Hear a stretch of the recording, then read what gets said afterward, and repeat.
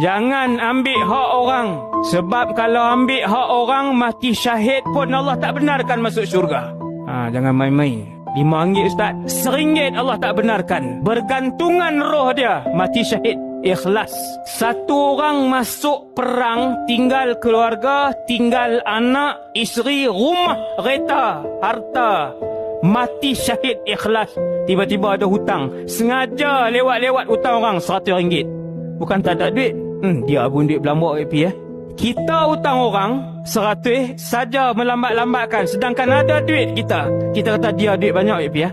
Nanti ya, duk tengok ada duit bukan tak ada duit. Dia ada duit, dia tak ada duit, yang tu duit dia, kena bayang. Hati-hati dengan hak orang. Berhutang orang, ambil harta orang, adik-beradik bagi harta tak betul. Hati-hati. Hati-hati sementara masih bernafas. Untung kita semua main mengaji. Tuan-tuan guru, ustaz-ustaz peringat kita.